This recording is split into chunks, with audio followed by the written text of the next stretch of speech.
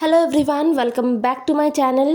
Please don't be jealous daddy का next episode लेकर आई हूँ। प्लीज़ चैनल को सब्सक्राइब करना, लाइक करना एंड कमेंट करके बताना ये न्यू एफएफ आप सबको कैसा लग रहा है। तो पिछले एपिसोड में हमने देखा था विंग, जहाँ पर अपने 3 साल के बेटे को लेकर जापान में रहता है और वहाँ पर उसका एक अच्छा लाइफ भी है। हालांकि उसके फैमिली मेम्बर्स या फिर किसी और के बारे में हमें नहीं दिखाया गया। तो अब हम आगे देखते हैं।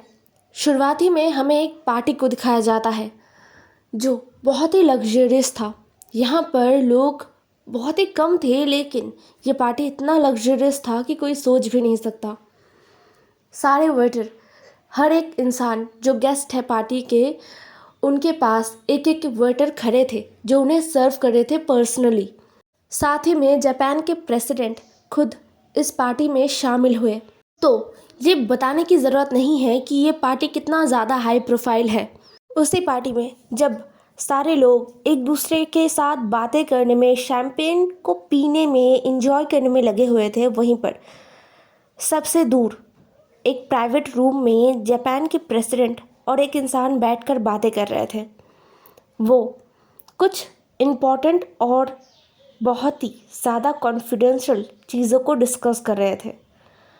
वो जो दूसरा इंसान था वो उठा, उसके हाथ में एक शैम्पेन का ग्लास था। उसने उससे एक सिप लिया और बोला, थैंक यू सो मच, मुझे इतना ज़्यादा अप्रिशिएट करने के लिए और मेरी बात को इतनी आसानी से मानने के लिए। जापान के प्रेसिडेंट जो बहुत ही ज़्यादा खुश थे, उन्होंने कहा, don't be thank young boy, you are a charm, you are a golden charm. तुमने बहुत मदद किया है, तो मैं तुम्हारे लिए इतना सा कर ही सकता हूँ। यह सुनकर उस इंसान ने बस अपना सर हाँ में हिलाया और वो खिड़की से बाहर देखने लगा, जहाँ पर स्नोफॉल हो रहा था। रात का समय था और स्नोफॉल हो रहा था। बहुत ही सुंदर नज़ारा है, बहुत ही सुंदर। वो इंसान एकटक बाहर देखता रहा।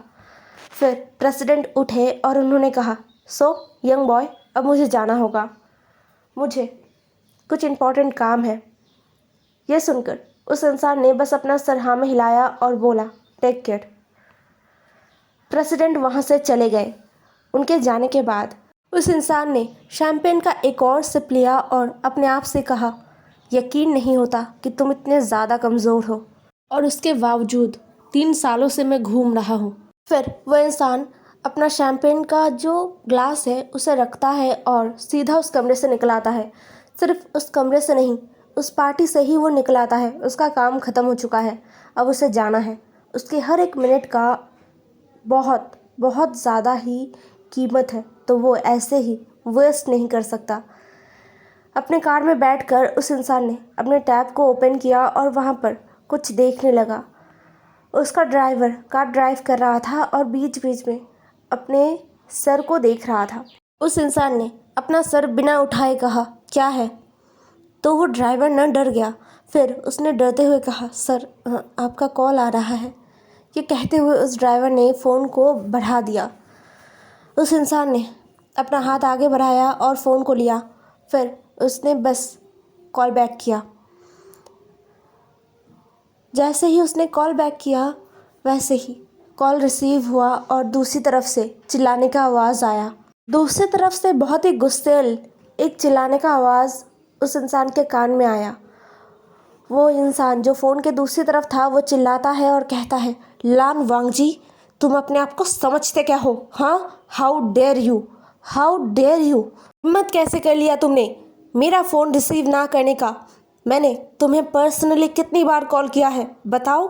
अब मुझे तुमसे कनेक्ट करने के लिए तुम्हारे ड्राइवर का ज़रूरत पड़ेगा?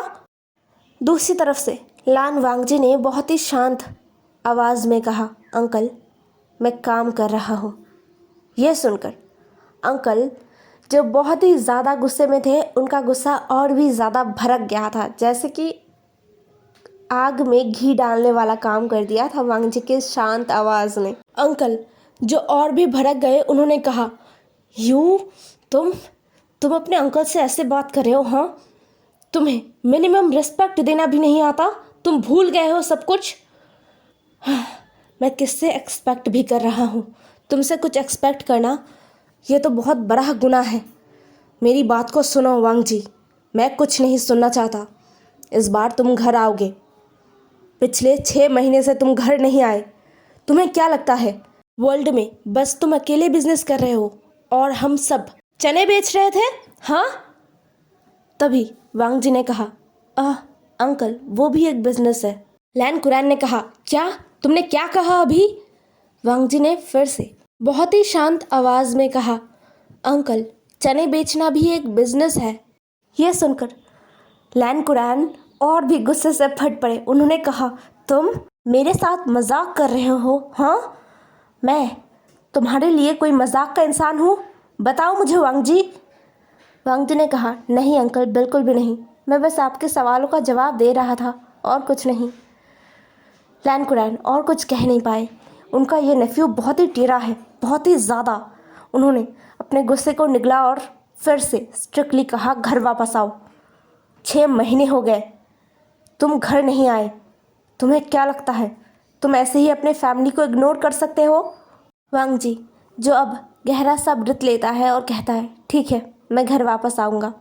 ये कहते हुए उसने कॉल कट कर दिया और कॉल को ड्राइवर के पास दे दिया। साथ में ये भी कहा कि नंबर को ब्लॉक कर दे। ड्राइवर जिसका हाथ पैर कांप रहा था, क्या वो प्रेसिडेंट का नंबर ब्लॉक कर देगा? उसमें इतनी हिम्मत नहीं है। वो बस अपना सर झुकाकर वांग जी को हामी भरते हुए ड्राइव करने लगा। वांग जी अब अपना फ़ोन निकालता है और कॉल करता है अपने असिस्टेंट को। कॉल रिसीव होते ही वांग जी ने उसे कुछ कहने का मौका ही नहीं दिया था।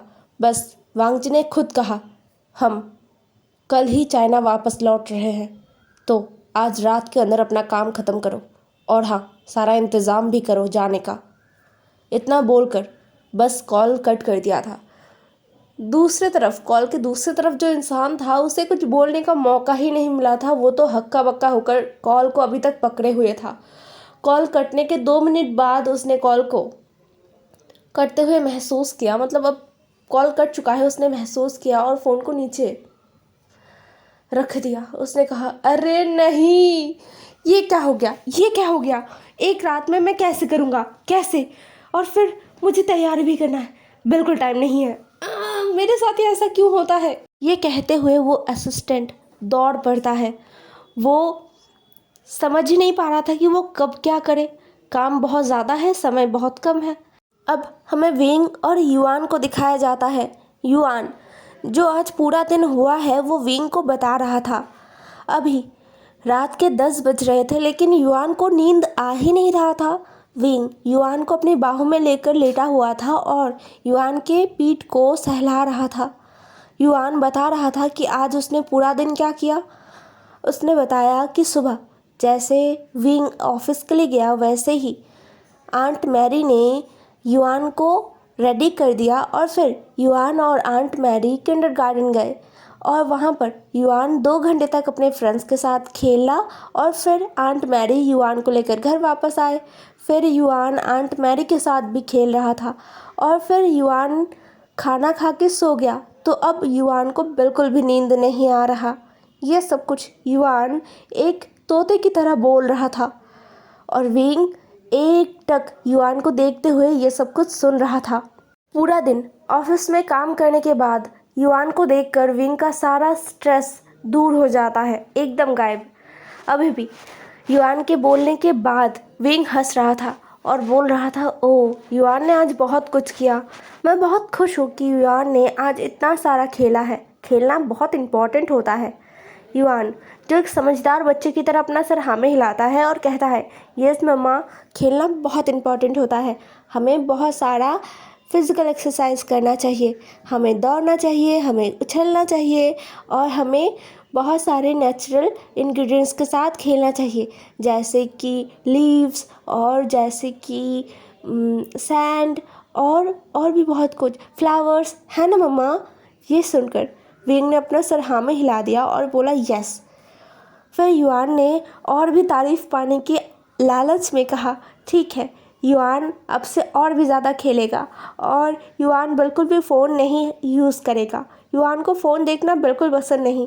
युआन को कार्टून देखना भी बिल्कुल पसंद नहीं। ये कहते हुए युआन का वॉइस एकदम लो हो गया था।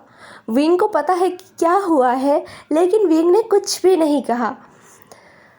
फिर युआन ने कहा, आई एम सॉरी मम्मा, लेकिन युआन को कार्टून देखना पसंद है। विंग ने युआन के सर पर पैट किया और बोला, कोई बात नहीं, अगर युआन थोड़ा सा कार्टून देखता भी है तो भी इसमें बुरी बात नहीं है, लेकिन ज़्यादा नहीं, ठीक है ना युआन? युआन ने अपना सर हाँ में हिला दिया और फिर विंग युआन को किस करता है और कहता है, चलो अब अपनी आँखों को बंद करो। युआन गुड बॉय की तरह अपनी आँखों को बंद करता है और फिर सो जाता है। नेक्स्ट मॉर्निंग विंग ऑफिस में था। ऑफिस में आज कुछ ज़्यादा ही सन्नाटा था। विंग को बहुत टेंशन हो रहा था, साथ में पूरा जो ऑफिस है वो टेंशन में डूबा हुआ था। क्या हुआ है, उनके प्रोजेक्ट को एक्सेप्ट कर लिया गया है या नहीं, इसी टेंशन में सब बहुत ही ज़्यादा परेशान थे। ऊपर से इतना ज़्यादा बर्फ़बारी हो रहा है, इतना ज़्यादा स्नोफॉल हुआ है कि रोड एकदम जैम होके पड़ा है। सारे ऑफिस के लोग कैसे कैसे आए हैं वो बस वही जानते हैं। हर एक रोड को ब्लॉक कर दिया गया है, रोक दिया गया है हर एक चीज़ को। सिर्फ मेट्रो सर्विस ही चालू है और सारे रोड्स उनमें से बर्फ़ हटाया जा रहा है, फिर जाके कार्स को चलाने का परमिशन दिया जाएगा। तो सारे जितने भी ऑफिस वर्कर्स हैं ना, सब चल चल के मेट्रो स्टेशन आए और फिर वहाँ से ही ऑफिस के लिए निकले। वैसे भी जापान का मेट्रो स्टेशन ऑफिस आवर में बहुत ही ज़्यादा हिलेरियस हो जाता है और आज इतना ज़्यादा स्नोफॉल हुआ है कि जो लोग कार में ऑफिस जाते हैं या फिर कैब में, साइकिल्स में, वो लोग भी मेट्रो करके जा रहे थे। तो आज तो और भी ज़्यादा मुश्किल था। विंग को एक पल के लिए लगा कि उसका जान ही निकल जाएगा, लेकिन जैसे तैसे वो ऑफिस पहुंच गया है। और सिर्फ ये विंग का कहानी नहीं है, यहाँ पर जितने भी लोग हैं सबका शायद एक ही हाल है। खैर, सब अभी बहुत बेसब्री से उनके सीईओ का आने का इंतज़ार कर रहे थे और उनका जो इंतज़ार है वो 1 घंटे बाद ख़त्म हुआ। सीईओ फाइनली आ चुके हैं। उनका चेहरा बहुत ही सीरियस था, जिसे देखकर सब और भी ज़्यादा टेंशन में आ गए और डर भी गए। क्या क्या उनका प्रोजेक्ट फेल हो गया? क्या उनका प्रोजेक्ट किसी काम का नहीं रहा? यही सब सोच रहे थे विंग, जिसका हाथ पैर कांप रहा था नर्वसनेस के चक्कर में। सीईओ सीधा विंग के करीब आए और उन्होंने विंग के कंधे पर हाथ रखा और फिर एक दुखी वाला एक्सप्रेशन बना लिया। विंग ने उस एक्सप्रेशन को देखा और कहा, I am sorry sir, I am really sorry. लेकिन तुरंत सीईओ का एक्सप्रेशन एकदम चेंज हो गया था। वो ठहाके लगाकर हंसने लगे। उनकी हंसी को देखकर सब बहुत ज़्यादा शॉक्ड हो गए।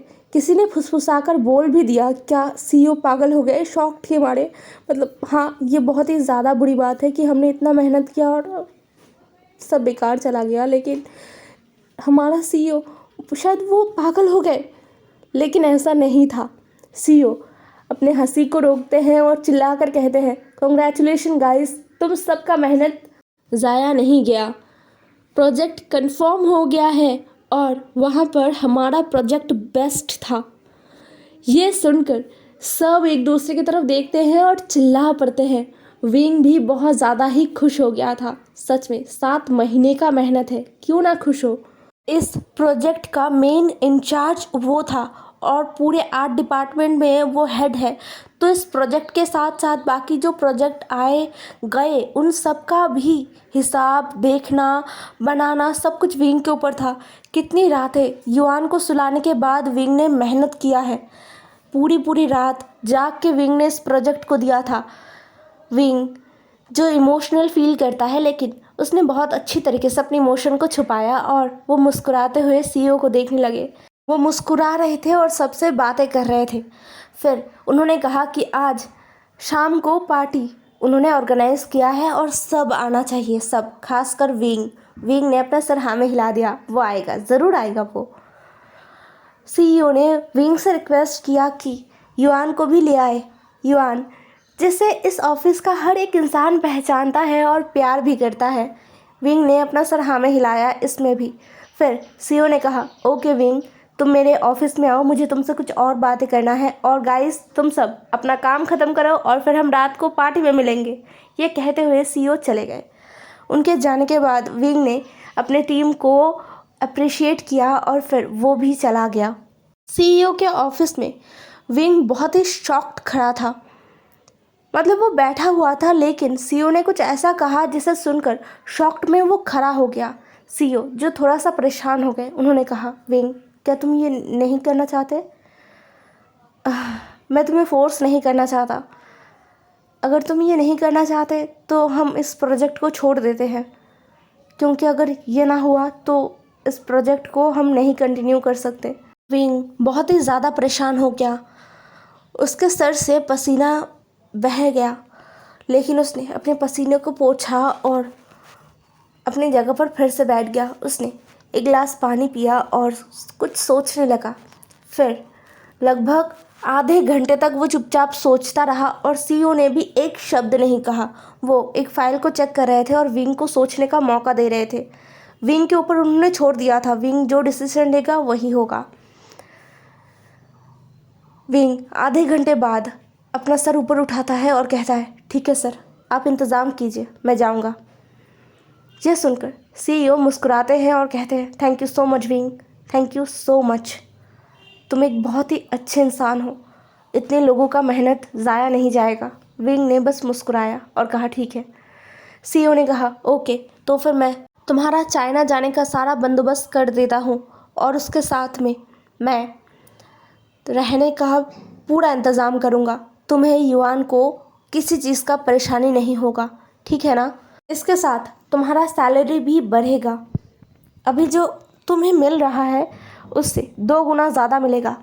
यह सुनकर विंग का रिएक्शन बहुत ही शांति से था, मतलब बहुत ही शांत।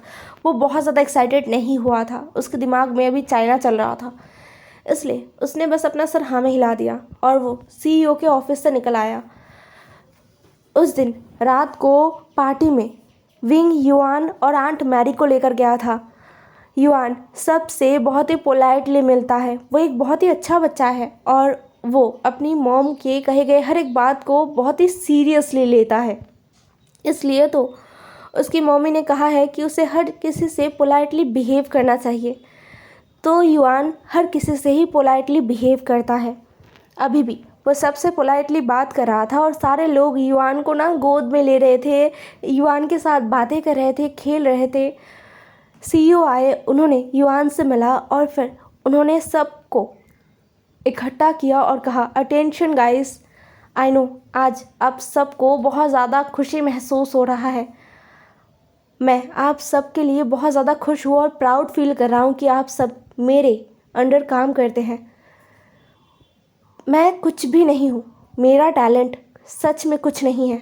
आप लोग असली टैलेंटेड इंसान हो और मुझे आप लोगों की ज़रूरत है। आई होप आप लोग हमेशा मेरा साथ देंगे।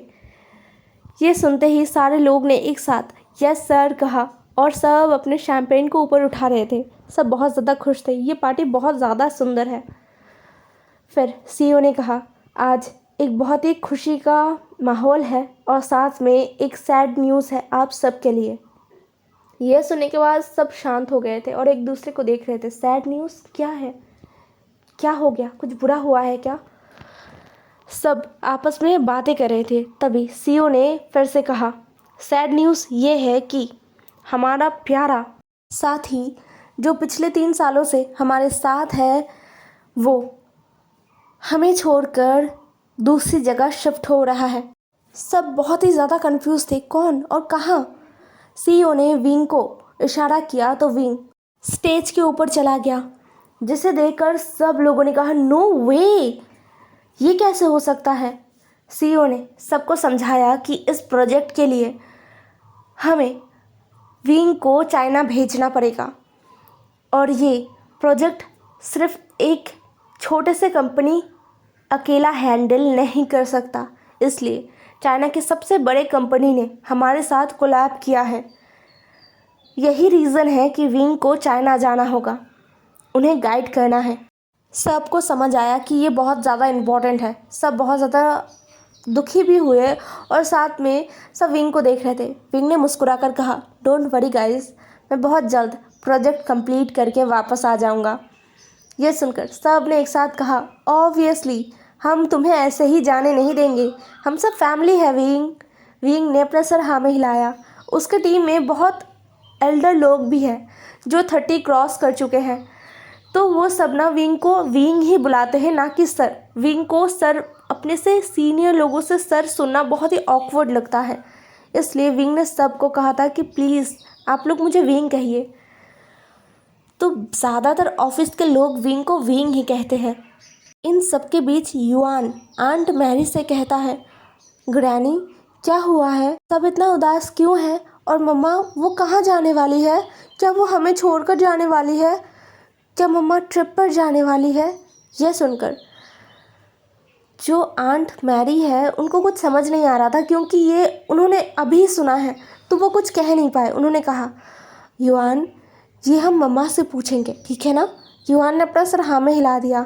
विंग अपना सारा जो आसपास के लोग हैं ना उनसे बात करके युआन के पास आया। युआन उदास होकर बैठा था। विंग ने युआन को अपने गोद में बिठाया और युआन को खिलाते हुए कहा, क्या हुआ युआन, उदास क्यों हो, क्या तुम्हें पार्टी पसंद नहीं आ रहा। युआन जो अब रो पड़ा, वो अपने मॉम के ब्लेजर में अपना चेहरा छुपाते हुए रो रहा था। विंग को अजीब लगा। विंग ने कहा, क्या हुआ, क्या तुम्हें चोट लगा है, क्या तुम गिर गए थे युआन, या फिर किसी ने कुछ कहा। युआन रोते हुए कहता है, मम्मा अब युआन को छोड़कर ट्रिप पर जाएंगे। विंग ने कुछ देर युआन की बातों को सुना, फिर वो हंस पड़ा। उसने कहा, नहीं युआन, मैं युआन को छोड़कर कैसे ट्रिप पर जा सकता हूँ, युआन तो मेरा जान है ना, मैं तो एक दिन भी युआन को छोड़कर नहीं रह सकता। तो मम्मा जहाँ जाएंगी युआन को साथ लेकर जाएंगी। ये सुनकर युआन तुरंत उछल पड़ा। उसने अपने हाथों को ऊपर उठाया और कहा, ये मतलब युआन भी ट्रिप पर जाएगा। फिर युआन को कुछ याद आया और उसने कहा, मम्मा क्या ग्रैनी को हम नहीं लेकर जाएंगे। यह सुनकर विंग हंस पड़ा। उसने आंट मैरी की तरफ देखा जो उन्हें ही देख रहे थे। विंग ने कहा, ऑब्वियसली हम ग्रैनी को लेकर जाएंगे, ग्रैनी, युआन, मम्मा ये तो फैमिली है ना, तो जहाँ पर हम दोनों जाएंगे वहाँ पर ग्रैनी भी जाएंगे, हम सब साथ रहेंगे हमेशा। यह सुनकर युआन ने अपना सर हाँ में हिलाया और बोला, यस मम्मा, फैमिली ऑलवेज एक साथ रहते हैं, हमेशा एक साथ रहते हैं। युआन अपनी मम्मा और ग्रैनी के साथ रहेगा हमेशा। आंट मैरी और विंग युआन की बातों को सुनकर हंस पड़े। फिर विंग ने कहा, आंट हमें कल से ही सारा कुछ रेडी करना होगा, 2 दिनों में हम निकलेंगे। यह सुनकर आंट मैरी ने कहा, ये तो बहुत ही ज़्यादा जल्दी हो गया। विंग ने गहरा सा ब्रेथ लिया और बोला, हाँ मुझे पता है, लेकिन हम जितनी जल्दी जाएंगे उतना जल्दी वापस आएंगे, मैं चाइना ज़्यादा दिन नहीं रहना चाहता। यह सुनकर आंट मैरी ने अपना हाथ विंग के हाथ के ऊपर रखा और बोला, तुम ठीक तो हो ना विंग। विंग ने अपना सर हाँ में हिलाया और बोला, यस आंट। और उसके बाद वो लोग पार्टी से घर वापस आ गए थे और अगले 2 दिनों तक विंग ऑफिस नहीं गया था। उसका पूरा काम चल रहा था अपने पैकिंग में। वो अपने सारा ज़रूरत का सामान पैक कर रहा था। ऑफिस से ही युआन, आंट मैरी और विंग का पासपोर्ट रेडी कर दिया गया था और वो लोग अब चाइना जाने के लिए तैयार थे।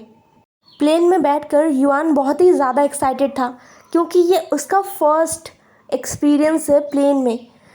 आज से पहले वो जापान में बहुत सारी जगह पर घूमने गया है। युआन ने ट्रैकिंग किया है, उसने जंगल में कैंप फायर किया है, साथ में वो रिवर में भी गया है बोटिंग करने के लिए, लेकिन वो कभी भी प्लेन में नहीं चढ़ा है, इसलिए ये युआन का फर्स्ट है। वो बहुत एक्साइटेड है और डरा हुआ भी। उसने विंडो सीट को अपना बना लिया। वो बाहर देखना चाहता है और ये भी देखना चाहता है कि प्लेन्स बर्ड्स की तरह उड़ते हैं क्या। विंडो से बाहर झांकते हुए युआन ये सब कह रहा था, लेकिन जब प्लेन टेक ऑफ हुआ तब युआन रो पड़ा था। विंग ने युआन को अपने सीने से लगा लिया और कहा, डोंट वरी, मत डरो, कुछ भी नहीं है, हम बस ऊपर जा रहे हैं, इसमें डरने वाली कोई बात नहीं है। युआन तो ब्रेव बॉय है ना। युआन टेक ऑफ के बाद जाके चुप किया था उसने, और फिर वो पूरा टाइम एक्साइटेड ही रहा था। लैंड की टाइम भी वो थोड़ा सा परेशान होगा, ये विंग को पता चल गया है, इसलिए विंग पहले से ही प्रिपेयर रहेगा। हे एवरीवन, आज का एपिसोड यहीं पर ख़त्म होता है। नेक्स्ट एपिसोड में मिलते हैं। ज़रूर बताना आज का एपिसोड कैसा लगा आप सबको। Bye bye.